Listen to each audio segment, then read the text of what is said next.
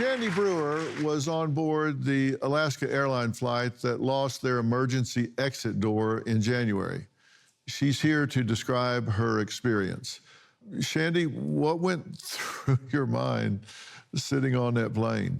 I was chatting with my dad, and then just this huge bang happened. A white cloud went through the plane, and then the mask dropped down, and I was really terrified.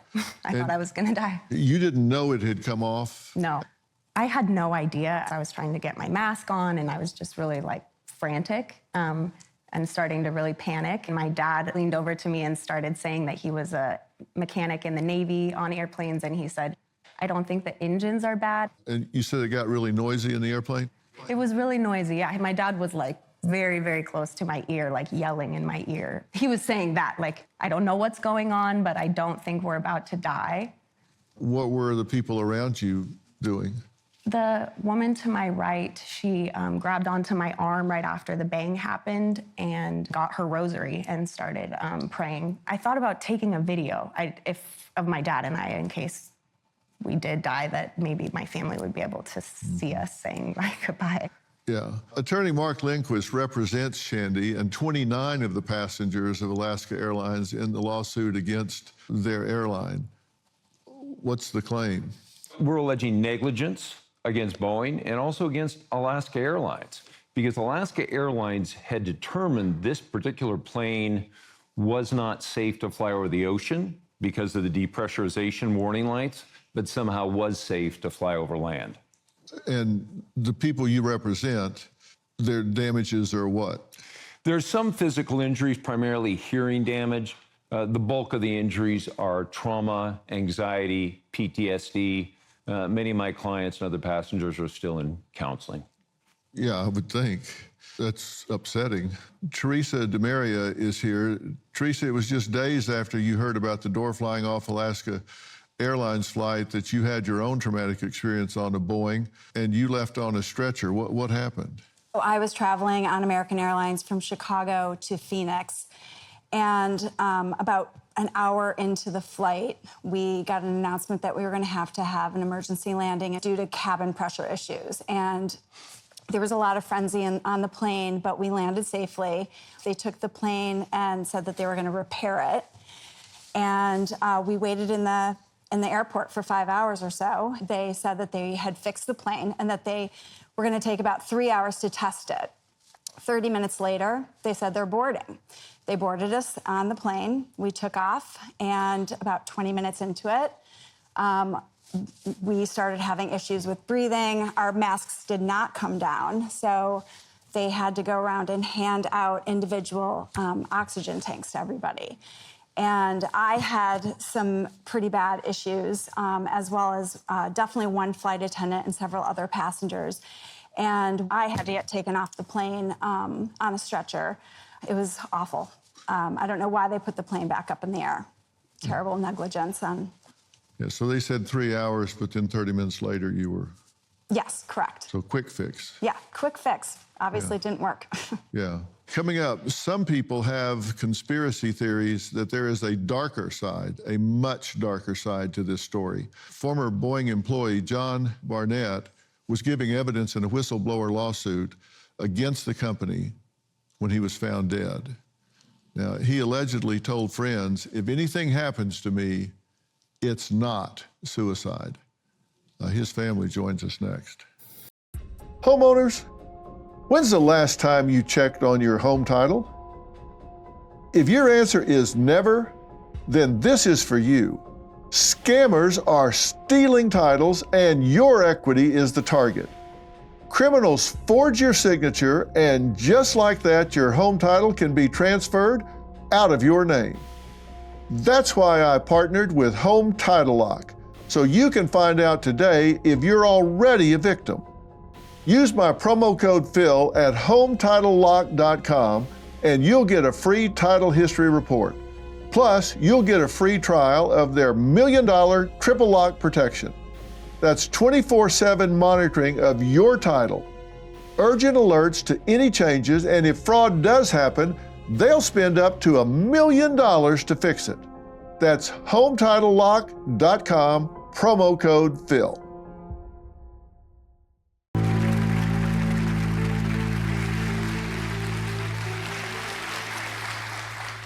After working for Boeing for 32 years, John Barnett became a whistleblower, accusing the company of cutting corners and using substandard parts to build planes.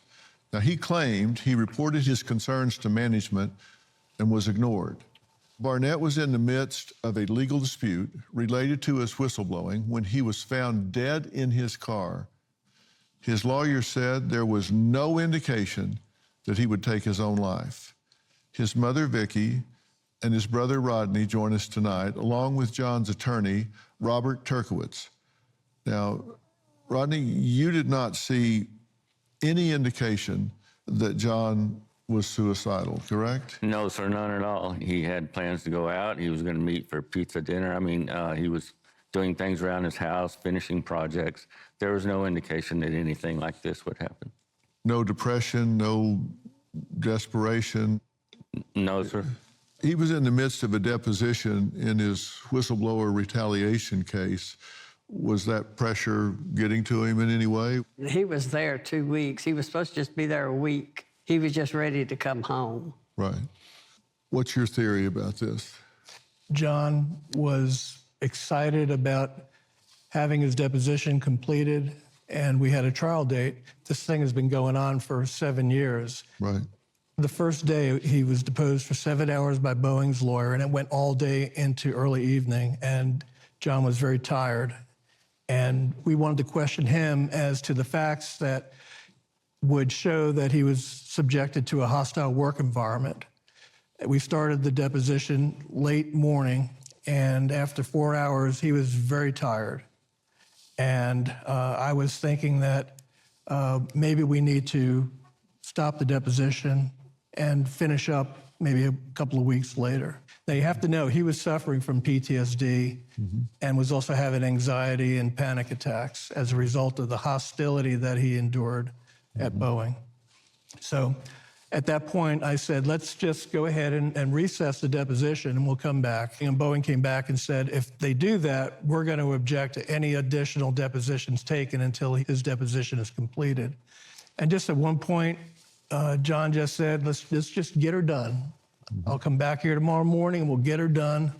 And the next morning, it was just a really terrible morning. In fact, when people ask what happened, I said, well, it was the worst day of my life, that's for sure. I tried to get in touch with John and tried to see if he needed a ride or wanted to ride with me, and I couldn't get him on the phone. So when I got to the deposition at 10 o'clock, we're sitting at the conference table, and John wasn't there. So I tried calling him. I talked to the hotel and asked if they could do a check, a welfare check, and see if he's still there. Maybe he overslept. He wasn't there. And then finally, I said, would you go out and see if his truck is there? The manager came back on the phone and said, the truck is there, and we called 911. And we sat there for an hour trying to contact back to the hotel and find out what was going on. And finally, everyone, including Boeing's attorneys, we all went to the hotel. And that's when we learned the devastating news. Well, I'm very sorry for your loss. Thank you. Mitch spent 32 years devoted to Boeing, the people he supervised, and the flying public. And I believe to this day I would have my son if Boeing had done the right thing when he first told them what was going on. They wouldn't listen. But he would be here today supervising the next generation on the correct way to build planes if Boeing had just stepped up and done the right thing. Do you have a theory as to what happened? I think he was just pushed so hard that he just finally broke. It was just relentless, and it weighed on his mind heavily.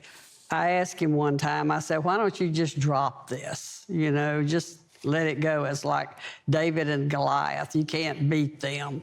And he said, if one of those planes went down was because of something I didn't say, I'd never live with myself. So it was just a mission for him. So do you think maybe the pressure got to him and he did take his life? Well, something happened. I don't know what it was, but... I could tell you one thing. He was really concerned about some of the defects, the problems that he had reported. And up until that day, he felt like he did not get answers. He was not assured that the issues were taken care of. Like, for one thing, we talked about the oxygen masks. He discovered that through testing that 25% of the oxygen masks were not working, and he reported that. And in our litigation, Boeing said that he was wrong, there wasn't a problem. And apparently they told Boeing there is a problem, and they took care of it. Meanwhile, John found out from people who worked there, they didn't do anything. So when you think about a decompression that happens on an airplane, he was really concerned that 25% of the people on that plane would die. And it just ate into him. Every time I talked to him, he would just add, did we get those documents? Do we know whether or not, they fixed that problem? And I would say, no, we don't know. Coming up, I want to get John's family's reaction to a family friend who says before John's death, he told her if he wound up dead, she should know it wasn't suicide. She claims someone wanted to shut him up. Next. I used to sleep terribly, but thankfully I found Beam's Dream Powder, a science-backed, healthy nighttime blend that's packed with ingredients shown to improve sleep. Plus, Beam is founded in America and run by people who share our values like hard work and integrity. Their Dream Powder is made with a powerful blend of all natural ingredients: reishi, magnesium, L-theanine, apigenin, and melatonin. Beam's already improved over 17.5 million nights of sleep, helping people wake up and feel their best. Here's the deal. Beam's giving my listeners the ultimate Patriot discount of up to 40% off so you can try their best-selling Dream Powder. Visit shopbeam.com/Dr. Phil and use code Dr. Phil at checkout for up to 40% off. That's shopbeam.com/Dr. Phil. Code Dr. Phil for up to 40% off. Support an American company. Invest in yourself and get your best sleep tonight.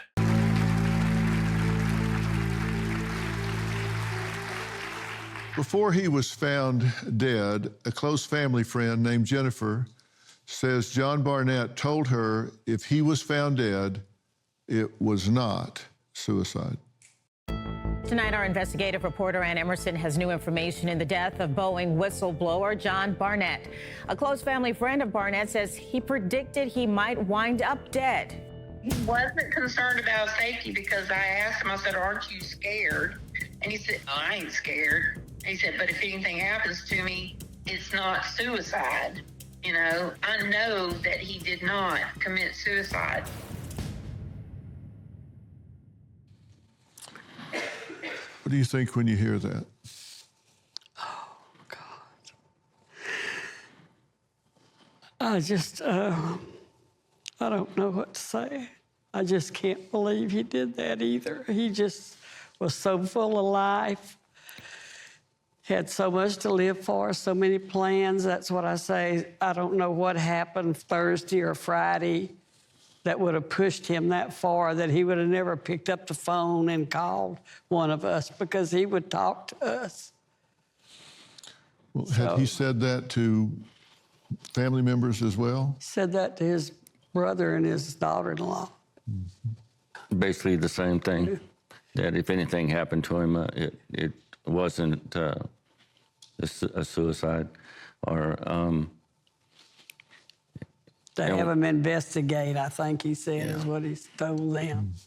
And we're waiting for the investigation to finish. We're certainly not going to make any accusations, but we have to remember that it's not just 7 years that he fought against this.